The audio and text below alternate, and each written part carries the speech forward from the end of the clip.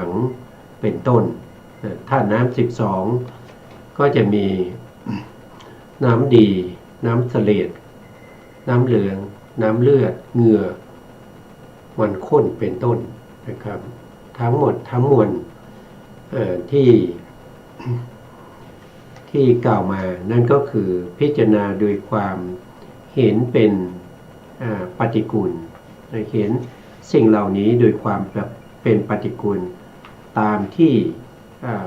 สิ่งเหล่านี้เป็นสิ่งเหล่านี้ไม่ได้เป็นของที่สวยงาม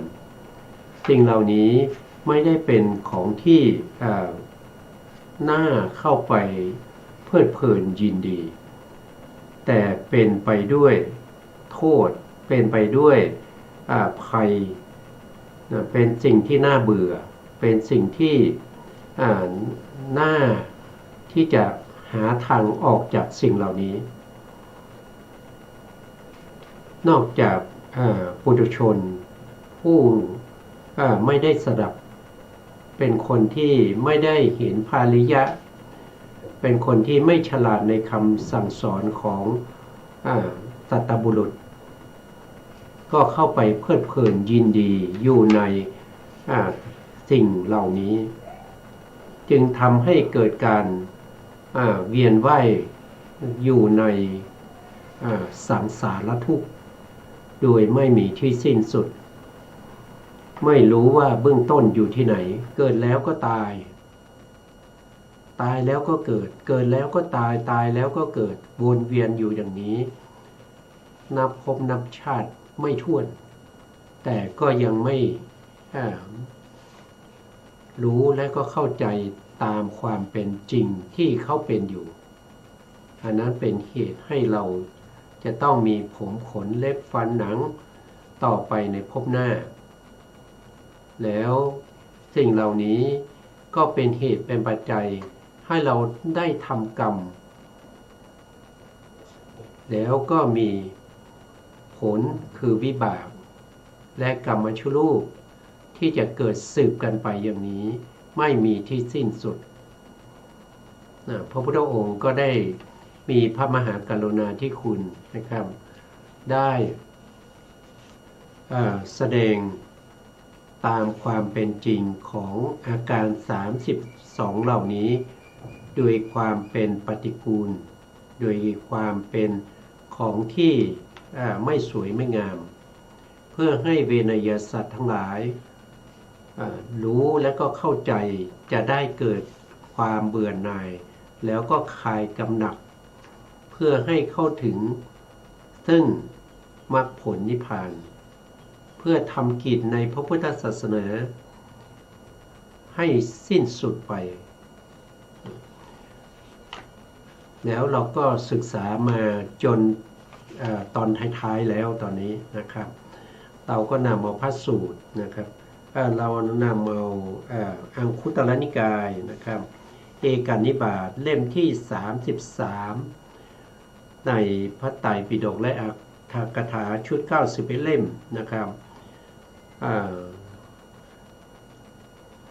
ชื่อธรรมนี้นะก็จะชื่อว่าปาสาทกาลธรรมาธิบาลีเราก็ได้ศึกษามาหลายครั้งแล้วนะพระพุทธองค์ก็จะยกย่องนะครับในการที่มีเราเจริญในเรื่องของสมาธิสมถะหรือเจริญในเรื่องของวิปัสสนาพระพุทธองค์ไม่ได้รังเกียจสมถะนะครับเพราะสมถะกับสมาธิต้องปฏิบัติควบคู่กันไปนะครับเพราะสมถะหรือสมาธิก็จะเป็นบาตรให้วิปัสสนานั้นเจริญยิ่งขึ้นไปจนถึงมรรคผลนิพพานครั้งที่แล้วเราก็ศึกษาในเรื่องของสมถะเป็นส่วนใหญ่ครับวันนี้เราก็มาศึกษาต่อจากครั้งที่แล้วนะครับพระพุทธองค์ให้เรามีศรัทธาที่มั่นคงไม่หวั่นไหวอันสหรคตด้วย เมตตานะครับอันสหรคตด้วยเมตตา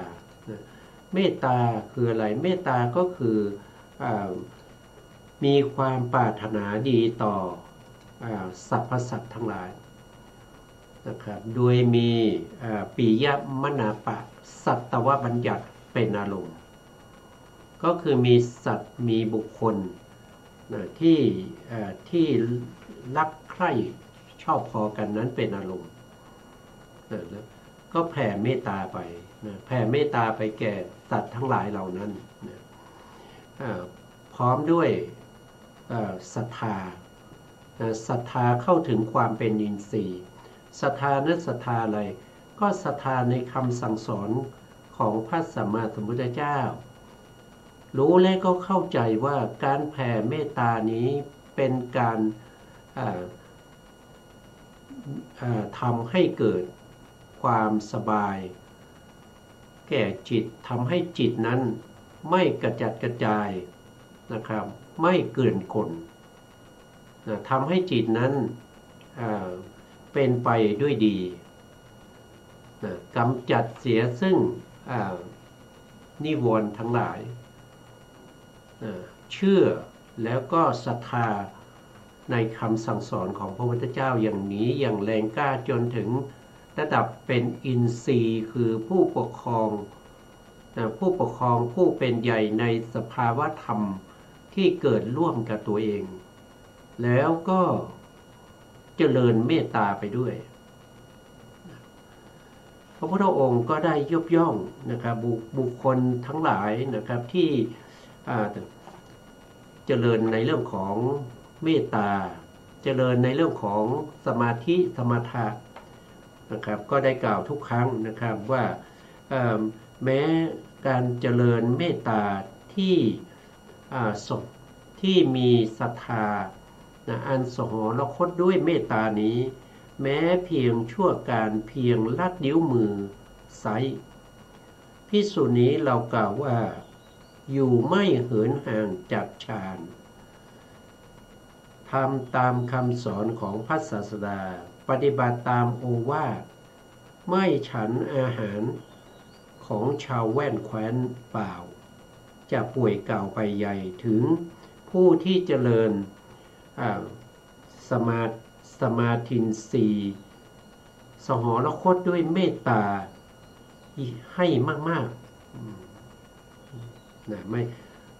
เพียงลากนิ้วมือหนึ่งพระพุทธองค์ก็ยกย่องแล้วว่าบุคคลนี้เป็นบุคคลที่ไม่ติดหนี้ไม่ติดหนี้ยังไงก็เพราะว่าพระภิกษุทั้งหลายนี้เป็นผู้ที่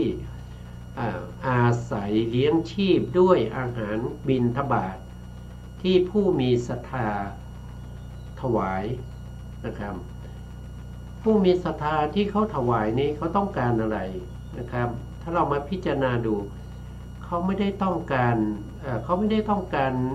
เงินทองอะไรนะครับแต่เขาต้องการ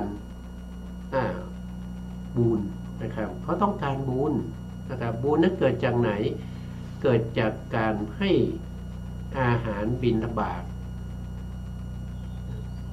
เมื่อถวายอาหารบิณฑบาตไปแล้วสิ่งที่เขาอยากจะได้ตอบแทนนั้นก็คือบุญ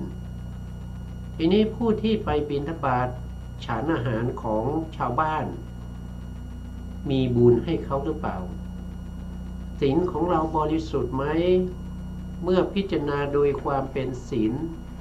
เมื่อพิจารณาโดยความเป็นสมาธิเราเข้าถึงอัปปนาสมาธิไหมเราเจริญสมถะที่พระพุทธองค์ได้แสดงไว้ให้เข้าถึงอัปปนาหรือเปล่าเราเจริญวิปัสสนาที่พระพุทธองค์ทรงบัญญัติไว้เข้าถึงความเป็นมรรคผลนิพพานหรือเปล่าถ้าเราไม่ได้ทำเราไม่ได้ทำบิณฑบาตมาแล้วก็ฉันแล้วก็นอนแล้วก็กล่าวเดรัจฉานคาถา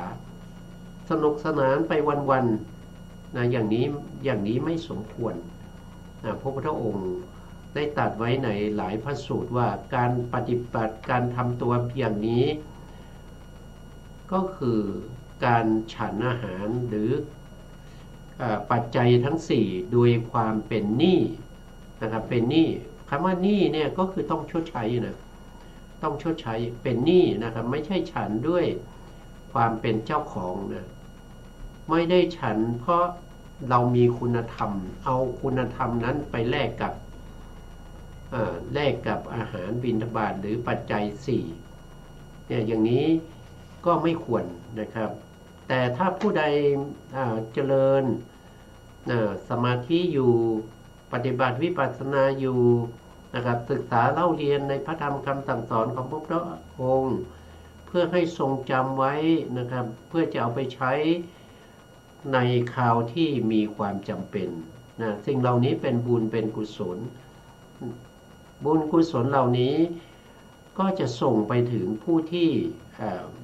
ถวายอาหารบิณฑบาตแก่เราเขาต้องการบุญเขาไม่ได้ต้องการอะไรนะครับเพราะฉะนั้นเราก็สร้างบุญสร้างกุศลแล้วก็อุทิศไปให้แก่เขาแผ่เมตตาไปให้กับเขานะครับให้เขามีความสุขนะให้ปรารถนาดีต่อเขาอย่างเนี้ยเพราะฉะนั้นการแผ่เมตตาเป็นการปลดเปลื้องซึ่งความเป็นหนี้นะครับความเป็นหนี้ที่เราใช้ปัจจัย4ของชาวแว่นแคว้นแผ่เมตตานะครับหรือว่าแผ่กรุณาหรือแผ่มุทิตานะครับกรุณาคือยังไงกรุณาก็คือมีอารมณ์ที่เป็นทุกขีตัสสัตเป็นอารมณ์ก็คือเห็นเขาได้รับความทุกข์ก็มีความปรารถนาอยากจะช่วยให้เขานั้นพ้นจากความทุกข์หรือเขากำลังจะได้รับความทุกข์ต่อไปในอนาคตตอนนี้ยังไม่ทุกข์แต่อนาคตเขาต้องได้รับความทุกข์แน่นอนเพราะเขาทำกรรมที่จะนำไปสู่ความทุกข์ก็แผ่กรุณาไปนะครับหวังดีนะครับต้องการให้เขานั่นพ้นจากความทุกข์ที่กำลังมีอยู่แล้วก็ทุกข์ที่จะมีในอนาคตอย่างนี้ก็ถือว่าเป็นผู้ที่ฉันอาหารของชาวบ้านไม่เป็นหนี้นะ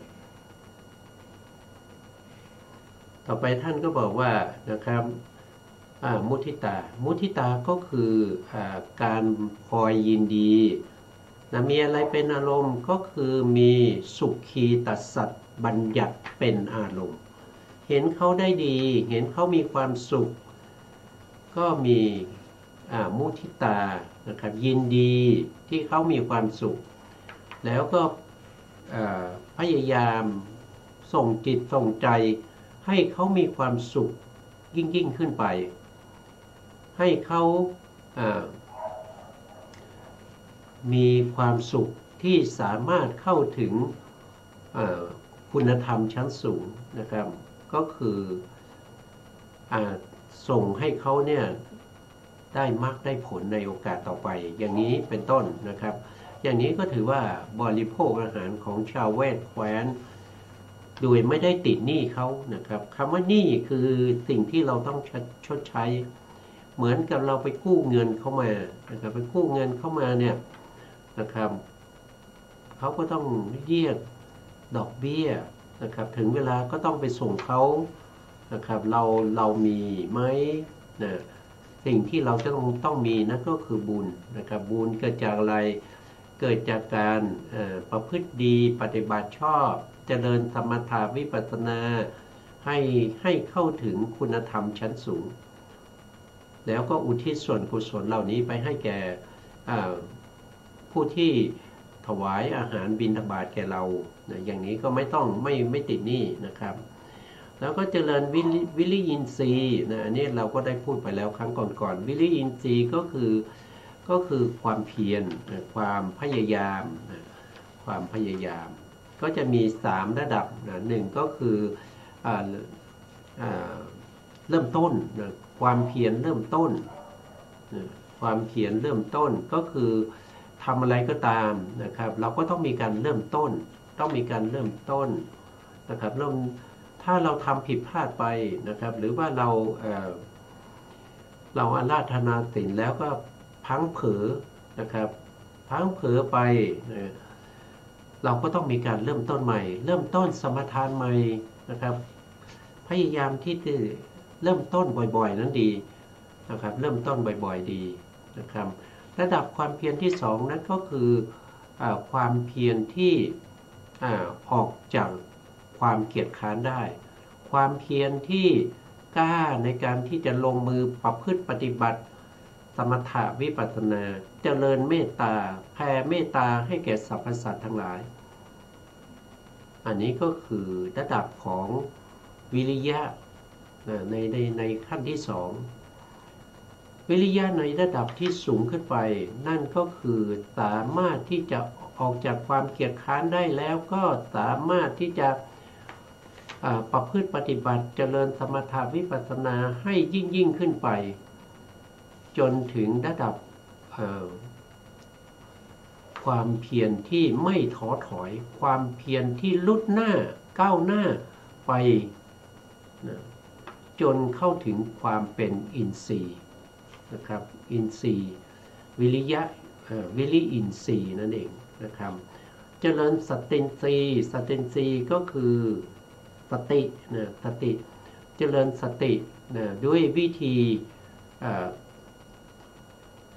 สติปัฏฐาน4นะครับสติปัฏฐาน4ไม่ว่าจะเป็นกายานุปัสสนาสติปัฏฐานเวทนานุปัสสนาสติปัฏฐานจิตานุปัสสนาสติปัฏฐานหรือ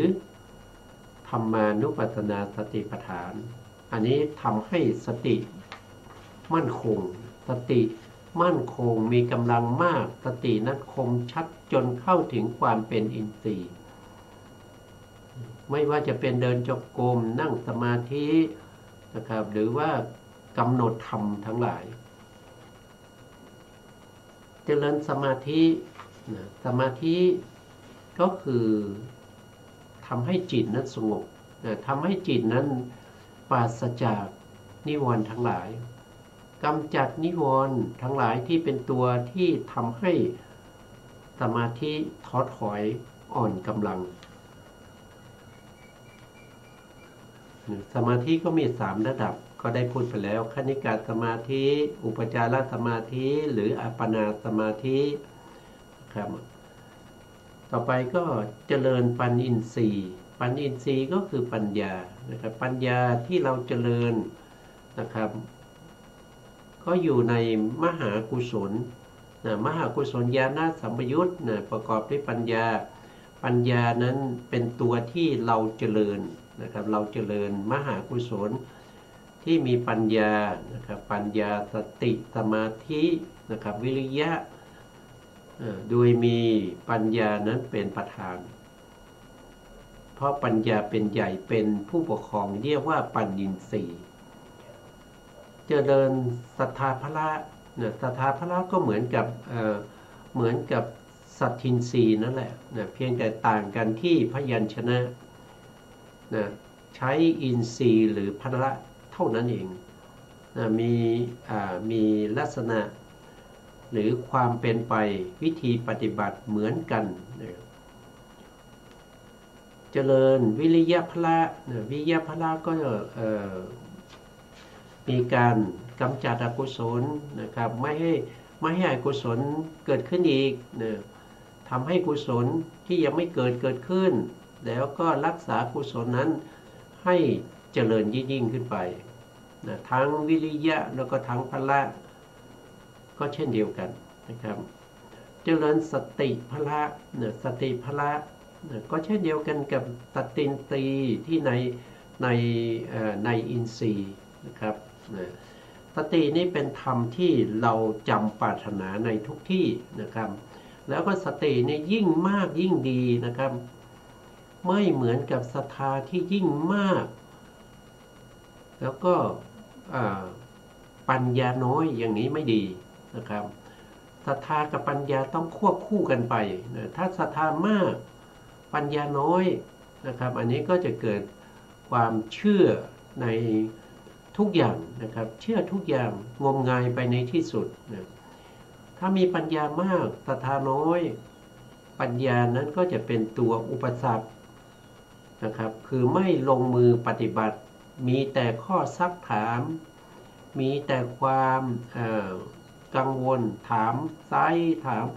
ถามอยู่นั่นแหละไม่ลงมือทำเพราะปัญญามากเกินไปเพราะฉะนั้นปัญญากับศรัทธาต้องเสมอกันนะครับนะแล้วก็วิริยะวิริยะกับสมาธิก็ต้องเสมอกันนะมีกำลังเหมือนกันนะครับถ้าวิริยะมากมันก็จะฟุ้งซ่านนะครับคิดไปเรื่อยๆนะครับไม่ใส่ใจในกรรมฐานปล่อยจิตปล่อยใจฟุ้งไปในเรื่องต่างๆนะครับเพราะวิริยะมาก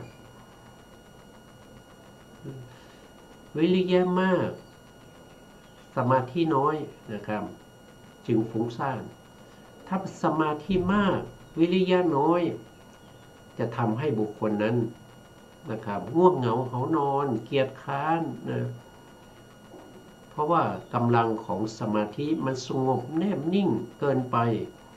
วิริยะเข้าไม่ได้วิริยะเข้าไม่ถึงนะครับไม่สามารถที่จะทำให้ตัวเองมีกำลังมากเหมือนกับสมาธิจึงทำให้เกิดความง่วงเหงาหานอนเกิดความเกียจค้านเพราะวิริยะมันน้อยนะครับก็ต้องมีการเริ่มใหม่นะครับเริ่มตั้งต้นใหม่นะครับพยายามที่จะละนิวรณ์ทั้งหลายนะครับก็คือความง่วงเหงาหานอนความเกียจค้านหรือถีนมิทะที่ครอบงำจิตใจนั้นให้หลุดไปนะเมื่อเราปรับอินทรีย์ทั้งหลายหรือปรับพละทั้งหลายหรือปรับโพชฌงค์ทั้งหลายให้เสมอกันนะปัญญาเสมอกับศรัทธาเสมอกับปัญญาวิริยะเสมอกับสมาธิเสมอกับวิริยะโดยมีสตินั้นเป็นผู้นำสตินั้นเป็นตัวที่คอยจะปรับ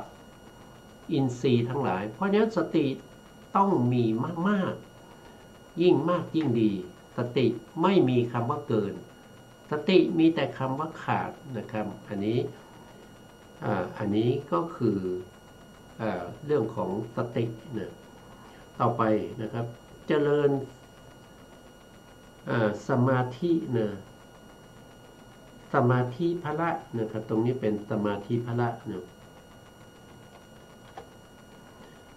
สมาธิพละนะสมาธิพละก็เหมือนกับสมาธิสีนะครับก็เหมือนกับสมาธิสีต่างกันเพียงแต่ชื่อเท่านั้นเองนะครับก็ผ่านไปเจริญปัญญาพละก็เหมือนกับเจริญปัญญินทรีย์นะครับเพียงแต่ต่างกันที่ชื่อนะแม้เพียงชั่วการเพียงลัดนิ้วมือไซภิกษุนี้เรากล่าวว่าอยู่ไม่เหินห่างจากฌานทำตามคำสอนของพระศาสดาปฏิบัติตามโอวาทไม่ฉันอาหารบิณฑบาตของชาวบ้านของชาวแว่นแคว้นเปล่าจะป่วยกล่าวไปใหญ่ถึงผู้ที่กระทำให้มากซึ่งปัญญาพละนะครับกระทำให้มากซึ่งสมาธิเหล่านั้นนะวิปัสสนาเหล่านั้นนะครับอันนี้ก็เป็นเรื่องของสมถะวิปัสสนานะครับต่อไปท่านก็นี่ก็มาถึงหัวข้อที่เราตั้งใจที่จะศึกษากันนะครับก็คือหัวข้อที่ว่าด้วยอานิสงส์การเจริญกายคตาสติในข้อธรรม225ดูก่อนภิกษุทั้งหลายกายคตาสติอันภิกษุรูปใดรูปหนึ่งเจริญแล้วกระทำให้มากแล้วกุศลธรรมอย่างใดอย่างหนึ่งซึ่งเป็นไปในวิชาถ้าเราเจริญเรื่องของกายคตาสติให้มากๆนะครับให้มากๆนี่ต้องถูกวิธีด้วยนะถูกวิธีด้วยกายคตาสตินี้ถ้าพาโดยสมถะก็ได้ปฐมฌานนะครับได้ปฐมฌานแต่ถ้าเจริญปรากฏด้วยความเป็นธาตุนะครับ อันนั้นก็ได้แค่อุปจารสมาธิถึงแม้จะได้ปฐมฌานนะครับ เพื่อที่เราจะใช้เป็นบาตรในการเจริญวิปัสสนาก็ต้องออกจากปฐมฌานเหมือนกันไม่ใช่อยู่ในปฐมฌานแล้วก็เจริญวิปัสสนาให้ได้มรรคได้ผลอย่างนี้มันเป็นไปไม่ได้มันเป็นไปไม่ได้เพราะถ้าอยู่ในฌานอารมณ์มันตั้งมั่นอารมณ์เป็นหนึ่งอารมณ์นั้นคืออะไรอารมณ์นั้นก็คือได้แก่ปฏิภาคนิมิตอันมีกายคตาสติอย่างใดอย่างหนึ่งเป็นมูลเป็นรากเพราะฉะนั้นสมาธิที่มีปฏิภาคนิมิตเป็นอารมณ์นั้นเป็นสมาธิที่ไม่สามารถที่จะมองเห็นความเป็นรูปเป็นนามได้ไม่สามารถที่จะเข้าถึงเหตุและปัจจัยของรูปนามไม่สามารถที่จะเข้าถึงความเป็นสามัญลักษณะอันมีอนิจจังทุกขังอนัตตาเป็นต้นเพราะว่าอารมณ์เขาจะไม่เปลี่ยนเขาจะตั้งมั่นอยู่ในปฏิภาคนิมิตการเป็นอย่างนี้ไม่สามารถที่จะเจริญวิปัสสนาได้นะครับก็ต้องออกจากสมาธินะครับออกจากสมาธิมานะครับแล้วก็ในขณะที่ออกมาใหม่ๆนั้นสมาธิก็จะเป็นอุปจารสมาธิก็ถือโอกาสช่วงนั้นแหละนะครับตรงที่เป็นอุปจารสมาธินั้นในการที่จะกำหนดรอบรู้พิจารณาถึงเรื่องของรูปนามขันธ์ห้าทั้งหลายนะบุคคลที่ออกจากปฐมฌานสิ่งที่ปรากฏชัดเจนนั่นก็คือองค์ฌานองค์ฌานก็เป็นนามธรรมกำหนดรู้ในนามธรรมนะกำหนดรู้ในนามธรรมจนมีความเชี่ยวชาญนะครับประจักษ์แจ้งจนในที่สุดก็อยากจะรู้ว่ารูปนามนั้นมาจากไหนนะครับรูปนามเป็นอะไรมาจากไหนก็ติดตามไปท่านเปรียบเสมือนกับว่าบุรุษผู้พบงูในบ้านนะครับแล้วก็ตามไปตามงูไปก็จะรู้ว่างูนั้นอาศัยอยู่ตรงไหนก็เหมือนกับเรามีองค์ฌานที่ปรากฏชัดเจนก็อยากจะรู้องค์ฌานเนี่ยเกิดมาจากไหนก็ตามไปดูนะครับตามไปดูก็จะเห็นว่าองค์ฌานเหล่านั้นมันเป็นเจตสิกนะครับเจตสิกก็ประกอบอยู่ในฌานจิตนะครับฌานจิตและเจตสิกเกิดพร้อมกันนะครับดับพร้อมกันมีอารมณ์เดียวกันแล้วก็อาศัยที่เกิดอันเดียวกันเพราะฉะนั้นเมื่อเห็นว่าจิตและเจตสิกเนี่ยอาศัยหาทายวัตถุเกิดขึ้นหาทายวัตถุอยู่ตรงไหนหาทายวัตถุก็อยู่ที่ก้อนเนื้อหัวใจนะครับแต่ไม่ใช่ตัวก้อนเนื้อหัวใจแต่เป็นสภาพที่เป็นวัตถุที่อาศัยอยู่ในก้อนเนื้อหัวใจอีกทีหนึ่งมีน้ำหล่อเลี้ยงอยู่ในนั้นอยู่1 ซองมือแล้วก็จิตเจตสิกก็อาศัยหาทายวัตถุนี้แหละเกิดขึ้นมาก็รู้อารมณ์ต่างๆนะรู้อารมณ์ต่างๆแต่ในที่นี้เขารู้อารมณ์ที่เป็นปฏิภาคนิมิตอันเจริญอะไรเจริญเมตตากรุณามุทิตาเจริญกสินเจริญกายคตาสติเหล่านั้นนะครับเมื่อเป็นอย่างนี้นะครับเขาก็จะรู้ทันทีว่าโอ้เราได้รูปกันเราได้รูปได้นามแล้วนะผู้ที่เป็นเขาเรียกว่าเป็นญาณิกสมาถญาณิกเนี่ยเป็นผู้ที่ได้ฌานแล้วก็มาเจริญวิปัสสนาเพราะฉะนั้นเขาจะเห็นนามก่อนนามนั้นก็คือได้แก่องค์ฌานแล้วเขาเห็นรูปทีหลังรูปก็คือได้แก่หาทายวัตถุรูปที่เป็นที่อาศัยเกิดขององค์ฌานนั้นแต่ถ้าเป็นบุคคลที่เจริญกายคตาสติโดยตรงไม่ได้อัปปนาฌานนะครับไม่ได้อัปปนาฌานกำหนดรอบรู้ใน ผมขนเล็บฟันหนังเหล่านี้โดยความเป็นปฏิกูลอยู่ปรากฏชัดเจนว่าเป็นปฏิกูลตามความเป็นจริงนั้นนั่นก็คือเห็นอะไรเห็นกายคืออะไรกายก็คือผมขนเล็บฟันหนังนะครับเนื้อเอ็นกระดูกเยื่อในกระดูกไตหัวใจตับพังผืด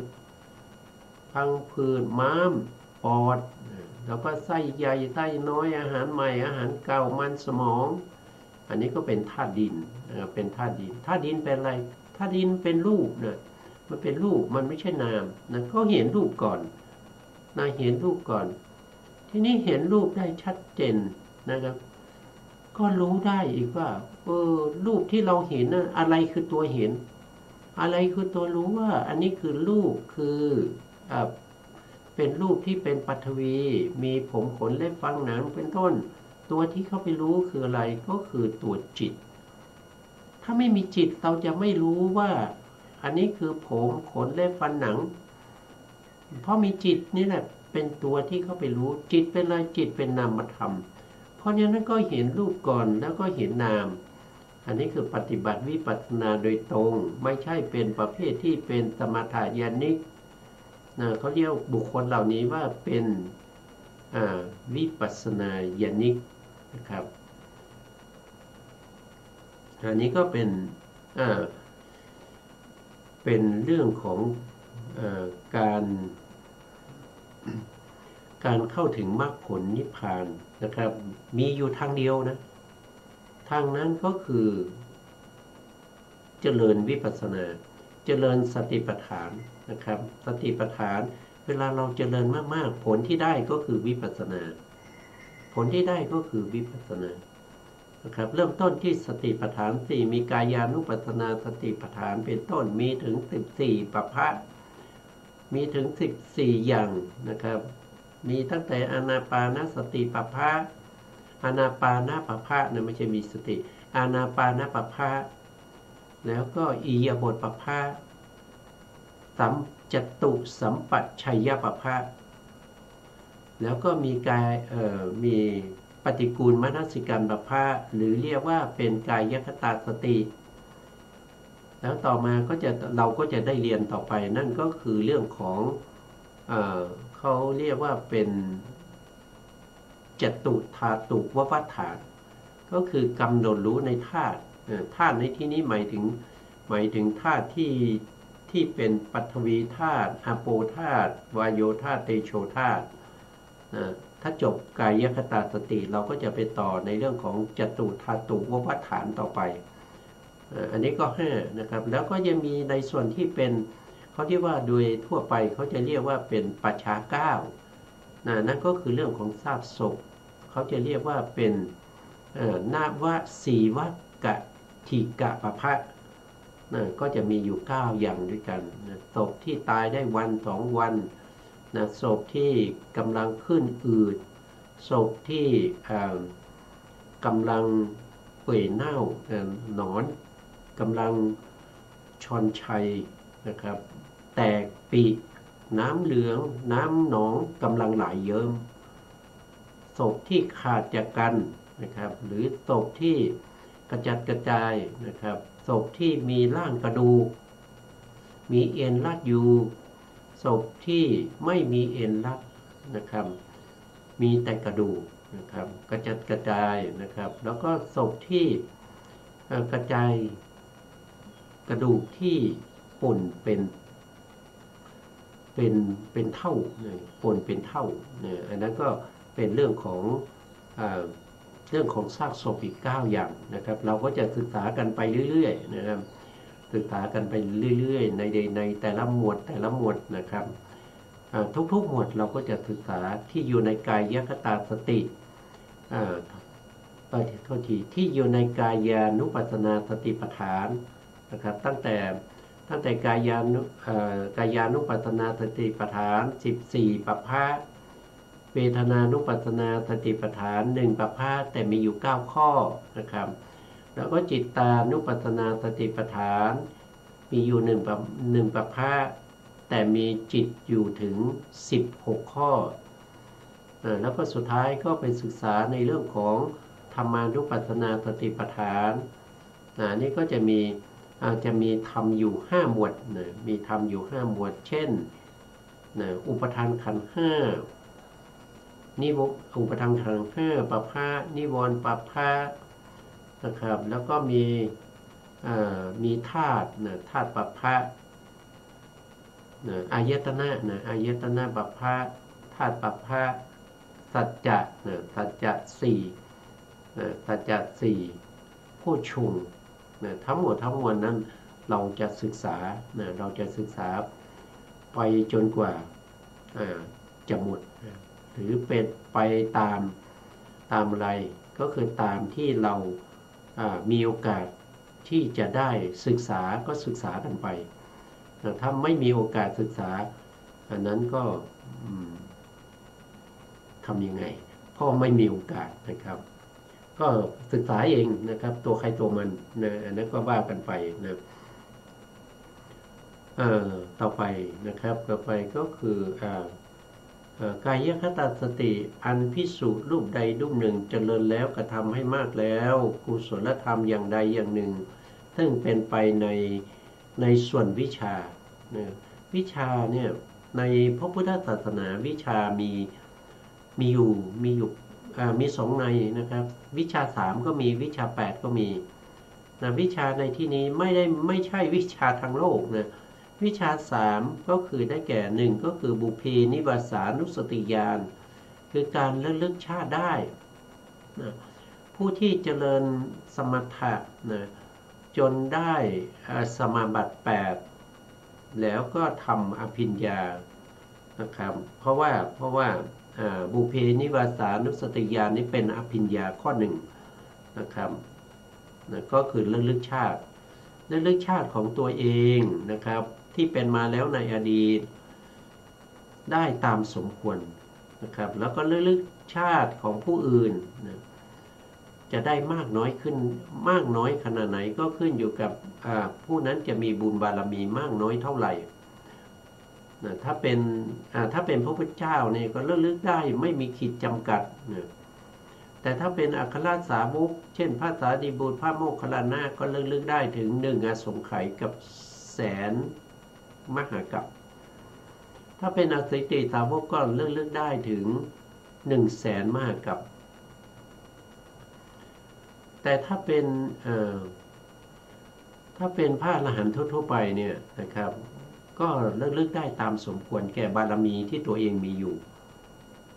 นี่คือบุพเพนิวาสานุสติญาณคือวิชาที่1นะพระพุทธองค์ได้วิชาที่1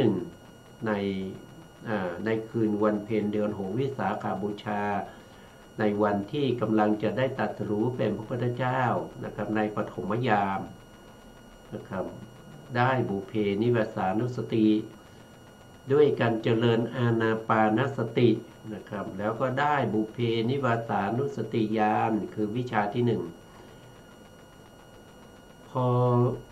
พอหลัง4 ทุ่มไปแล้ว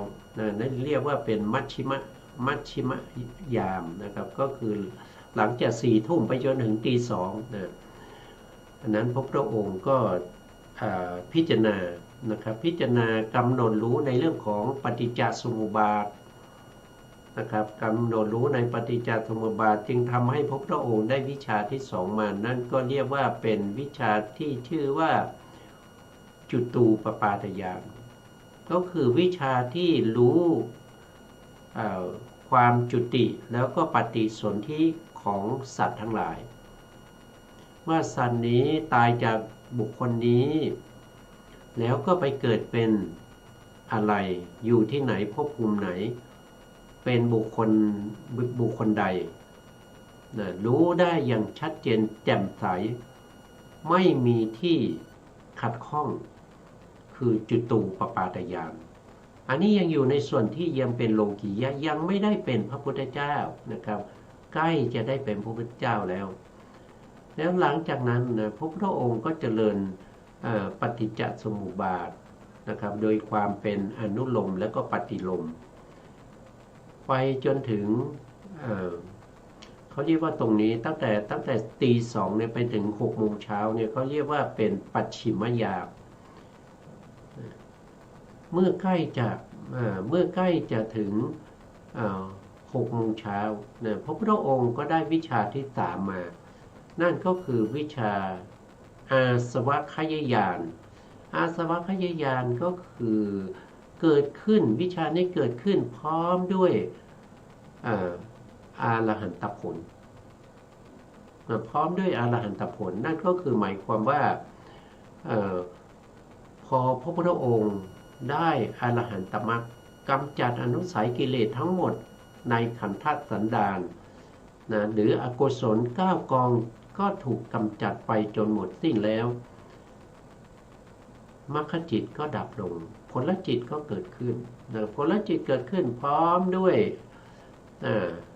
อาสวัคยญาณวิชาที่สามคือสิ้นอาสวะทำให้สิ้นแล้วซึ่งอาสวะทั้งหลายอาสวะก็มีถ้าว่าโดยตัวองค์ธรรมเขาก็คือมีกามาสวะก็คือได้แก่โลภะนะครับได้แก่โลภะภาวาสวะ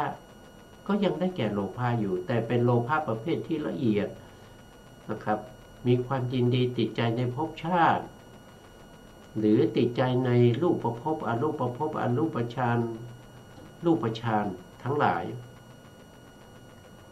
นั่นเป็นวิชาที่สามถ้าว่าโดยวิชา8ก็จะมี1ก็คือวิปัสสนาญาณ2ก็คือมโนมยิทธิญาณอันนี้แสดงฤทธิ์ทางใจ3ก็คืออิทธิวิทยญาณอิทธิวิทยญาณก็คือการแสดงฤทธิ์เช่นเหาะเหินเดินอากาศหายตัวเดินไปบนผิวน้ำนะครับแทรกเข้าไปในผนังอันนี้เป็นอิทธิวิทยญาณนะครับ4ก็คือมีหูทิพย์นะเขาเรียกว่าทิพพโสต5ก็คือเขาเรียกว่าเป็นเจโตปริยัตติญาณเจโตปริยัตติญาณคือวิชาที่รู้วาระจิตของผู้อื่นนะรู้ว่าคนนี้คิดอะไรอยู่อย่างเงี้ยรู้วาระจิตนะข้อที่5ข้อที่6ก็คือบุพเพนิวสานุสติญาณก็คือการระลึกชาติได้นะนี่เป็นวิชาที่6วิชาที่7ก็คือมีตาทิพย์สามารถที่จะเห็นเทวดานะครับเห็นเปรตเห็นอสุรกายเห็นสัตว์นรกเห็นพรหมนะครับเห็นได้นะครับไม่โดยธรรมดาทั่วไปก็เห็นอยู่แล้วนะอย่างเช่นปัจจุบันเนี่ยเราไม่มีตาทิพย์แต่เราก็ยังสามารถดูมือถือได้นะใครทำอะไรที่ไหนก็ในมือถือก็มีแจ้งข่าวมานะครับหรือดูทีวีนะครับแข่งขันฟุตบอลนะเขาแข่งขันฟุตบอลอยู่อีกซีกโลกหนึ่งแต่เราก็สามารถที่จะเห็นได้ถ้าเขาถ่ายทอดมาอย่างนี้อันนั้นเป็นเรื่องธรรมดานะครับแต่วิชาที่เป็นทิพจักขุนี้เห็นได้ดีกว่านั้นอีกนะครับนะแล้วก็วิชาสุดท้ายคือวิชาที่8ก็เรียกว่าเป็นอาสวัคยญาณวิชาที่ทำให้สิ้นเสียซึ่งอาสวะกิเลสอกุศลทั้ง9 กองไปจากขันธสันดานได้ตรัสรู้เป็นพระพุทธเจ้านะครับอันนั้นก็เป็นเรื่องของวิชานะครับวิชาปกติแล้วก็จะคู่กับวิชาจรณะสัมปันโนนะครับก็คู่กับจริยะคือข้อประพฤติปฏิบัตินะครับเป็นข้อปฏิบัตินะมีอยู่เท่าไหร่มีอยู่15 ข้อด้วยกันมีอยู่10 อย่างนะครับมีอยู่15ไม่ใช่10มีอยู่15 อย่างนะครับ1ก็คือเป็นผู้ที่มีเขาเรียกว่าเป็นศีลสัมปทานะครับมีศีลที่บริสุทธิ์ผุดผ่องไม่มีใครที่จะมีศีลมาเทียบเท่ากับพระพุทธองค์ได้นะครับว่าโดยศีลพระพุทธองค์มีศีลที่บริสุทธิ์มากกว่าสัตว์ทั้งหลายในอนันตจักรวาล ศีลสัมปทาอันที่สองอินทรีย์สังวรนะมีการสังวรนะครับรวบรวมไม่ให้จิตเจตสิกนะครับกระจัดกระจายนะอินทรีย์สังวรนะอันนี้ก็คือสังวรในทวารทั้งหกนะทวารทั้งหกทางตาทางหูทางจมูกทางลิ้นทางกายทางใจองค์ธรรมคือได้แก่ตัวสติตัวสติที่ไม่หลงไม่ลืมไม่ฟั่นเฟือนนะครับเป็นสติที่ระลึกรู้อยู่ในอารมณ์ต่างๆไม่ว่าจะเป็นทางตาทางหูทางจมูกทางลิ้นทางกายทางใจเพื่ออะไรเพื่อไม่ให้การเห็นการได้ยินการได้กลิ่นได้รสได้สัมผัสนึกคิดที่เป็นไปกับอกุศลเพราะเรามีสตินั้นจะเป็นตัวที่คอยตักเตือนระลึกว่าอันนี้จะเป็นอกุศลแล้วนะอย่างนี้เป็นกุศลนะอย่างเงี้ยนะครับสติเป็นตัวที่ระลึกได้ไม่หลงไม่ลืมจำได้ดีพูดง่ายๆนะครับลักษณะนี้เขาไม่เรียกสัญญานะแต่เขาเรียกว่าสติระลึกได้สัญญาก็คือตัวจำเท่านั้นนะครับตัวจำสติเป็นตัวระลึกได้นะครับอันนี้ก็เป็นวิชาแล้วก็จรณะนะครับจรณะหนึ่งก็คือศีลสัมปทาสองคืออินทรีย์สังวรสามโภชิเนมัตตัญญุตารู้ประมาณในการบริโภคไม่ว่าจะเป็นประมาณในการรับประมาณในการบริโภคปัจจัยสี่ทั้งหลายรู้ประมาณอยู่นะครับอันที่สี่ก็คือชาคิยานุโยคก็คือเป็นผู้ประกอบความตื่นอยู่เป็นนิดความตื่นคืออะไรความตื่นก็คือตื่นจากอกุศลตื่นจากนิวรณ์ทั้งหลายตื่นจากอนุสัยกิเลสปริยุทธานะกิเลสวิติกมกิเลสตื่นจากอาสวะต่างๆตื่นจากสังโยชน์ทั้งหลายอันนี้เรียกว่าเป็นอะไรเป็นอะไรข้อหนึ่งก็คือศีลสัมปทาสองอินทรีย์สังวรสามโภชเนมัตตัญญุตาสี่ชาคิยานุโยคนะครับก็คือประกอบความตื่นนะครับประกอบความตื่นก็คือจิตเราเป็นกุศลนั่นแหละนะเป็นกุศลอยู่นะครับไม่ให้จิตนี้ตกไปในอกุศลถ้าตกไปในอกุศลนั่นก็แสดงว่าเราไม่ได้ประกอบด้วยชาคิยานุโยคไม่ได้ประกอบด้วยความตื่นนะตื่นในที่นี้ไม่ใช่ตื่นตรงนะแต่เป็นตื่นอยู่ในกุศลธรรมนะครับอันนี้4ข้อนะครับแล้วก็ยังมีเป็นผู้ที่มีสติมั่นคงนะสติมั่นคงมีหิริมีโอตัปปะนะเป็นพหูสูตรสดับฟังมากนะเป็นพหูสูตรเป็นผู้ที่มีศรัทธานะครับเป็นผู้ที่มีศรัทธามั่นคงนะครับเป็นผู้ที่มีจาคะมีสติมีปัญญามีปฐมฌานทุติยฌานตติยฌานจตุทัชฌานจนถึงอรูปฌานสี่รวมเป็นสมาบัติ8ข้อนี้เรียกว่าเป็นจริยะหรือเป็นข้อประพฤติของพระพุทธเจ้านะครับเรามีได้ไหมมีได้นะถ้าเรามีความพยายามมีความอุตสาหะมีวิริยะมีสติปัญญามีสมาธิเราสามารถทำได้นะครับเพราะว่าสิ่งเหล่านี้ไม่ได้เป็นอาสาธารณะนะครับแต่เป็นได้ทุกๆคนถ้าปฏิบัตินะครับคุณธรรมที่เป็นอาสาธารณะมีอยู่แค่เท่าไหร่เองมีอยู่แค่6อย่างนะครับมีอยู่แค่6อย่าง6อย่างนั้นก็คืออะไรบ้างนะครับ6อย่างก็คืออาสยานุสยญาณอาสยานุสยญาณคือรู้อัธยาศัยของสัตว์ทั้งหลายอันนี้เป็นปัญญาเฉพาะพระสัมมาสัมพุทธเจ้าและคนอื่นมีไม่ได้จึงเรียกว่าอาสาธารณญาณอาสยานุสยญาณข้อที่1ข้อที่2อินทริยปโลปริยติญาณ ก็คือรู้ความแก่อ่อนของอินทรีย์ของสัตว์ทั้งหลายข้อที่3ก็คือเป็นผู้ที่มียมกะปาฏิหาริยานอันนี้คือยมกะนะครับ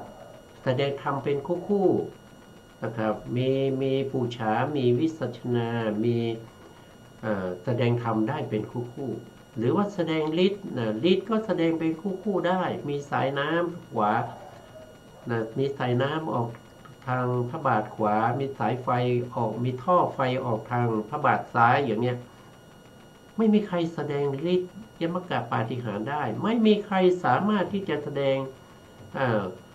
คัมภีร์ยมกะได้คัมภีร์ยมกะเป็นคู่นะครับมีแต่พระสัมมาสัมพุทธเจ้าเท่านั้นอันนี้เรียกว่าเป็นยมกะปาฏิหาริย์นี่คือข้อที่เท่าไหร่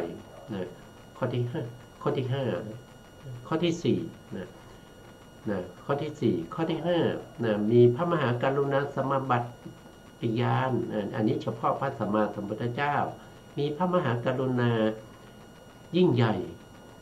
กว่าสรรพสัตว์ทั้งหลายมีการตรวจสอบข่ายพยานอยู่ทุกวันนะครับแล้วต่อมาก็คือ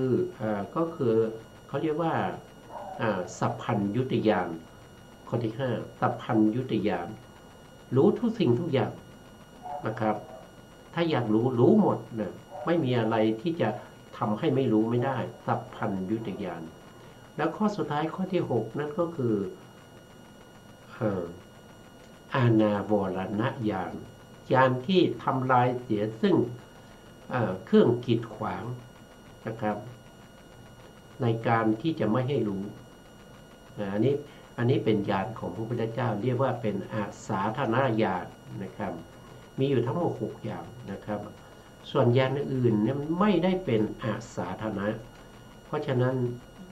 ก็มีได้กับบุคคลทั่วๆไปนะครับไม่ใช่จะมีเฉพาะพระสัมมาสัมพุทธเจ้านะครับมีอยู่6ญาณเท่านั้นนะครับที่เป็นอาสาธนญาณนอกนั้นก็เป็นสาธารณะแก่ทุกคนนะครับถ้ามีคุณธรรมสามารถเข้าถึงได้นะสุดท้ายนี้ขอกราบขอบคุณพระครูสมุทรวิสุวัฒน์วรกิจโจผู้อำนวยการสถานีวิทยุเพื่อการศึกษาพระพุทธศาสนาและวัฒนธรรม FM 104.5 เมกะเฮิรตซ์วัดฝายหินจังหวัดเชียงใหม่ได้ขอกราบขอบคุณพระครูปริยัติยานุศาสตร์ขอบคุณท่านผู้ฟังและผู้ชมทุกท่านนะครับที่ให้เกียรติติดตามในรายการพระไตรปิฎกลอยฟ้าพบกันใหม่ในโอกาสต่อไปครับวันนี้ลาไปก่อนครับสวัสดี